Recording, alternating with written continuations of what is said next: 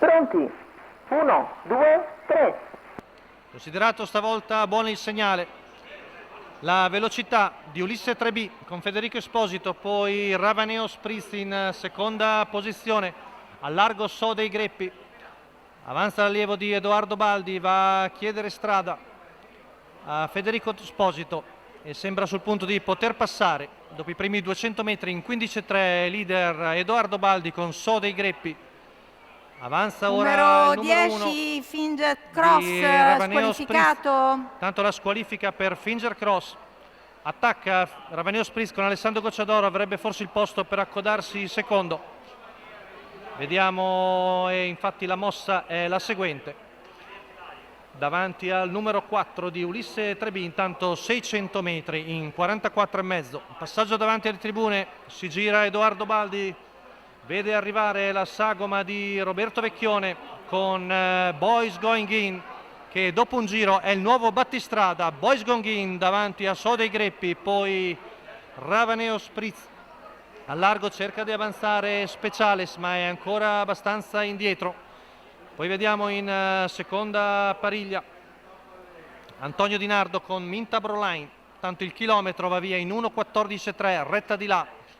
Boys Going In vantaggio, Roberto Vecchione, seconda posizione per So dei Greppi davanti a Ravaneo Spritz, poi il 4 di Ulisse 3B, al largo Speciales, pedinato da Minta Broline, mentre vediamo in coda Zelda Zac, frazione di là in 15 secco, curva con in vantaggio sempre il Going Kronos di Niccolò Venturi con in sulchi Roberto Vecchione, la curva viene passata in 16,1.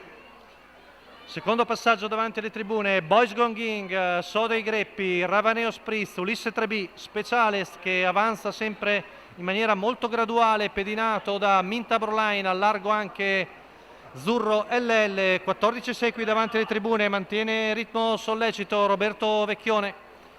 Col filo di Going Kronos, So dei Greppi sempre lì in saldo, seconda posizione davanti a Ravaneo Spritz, Speciales a pariglia, Ulisse 3B, curva in 15,2, retta di là, ancora saldo al comando. Numero 2 Zenith Jet squalificato. Speciales ci prova Zurrell, ma è ancora molto indietro. Poi Minta Broline, intanto Going In percorre la retta di là in 14,6, sempre davanti a So dei Greppi e Ravaneo Spritz, stentano gli altri.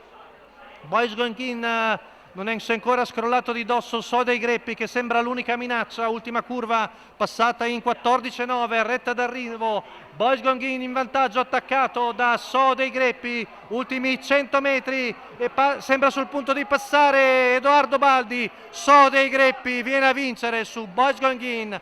Al terzo è Zurrell davanti a Speciales e Zelda Zac.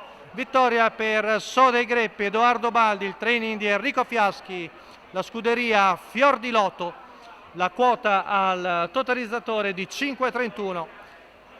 Secondo posto per Boys Going In, poi rivediamo Zurro LL, ecco So dei Greppi, Boys Going In con Roberto Vecchione, poi vediamo la lotta per le piazze che daranno i punti, poi andremo a vedere la classifica.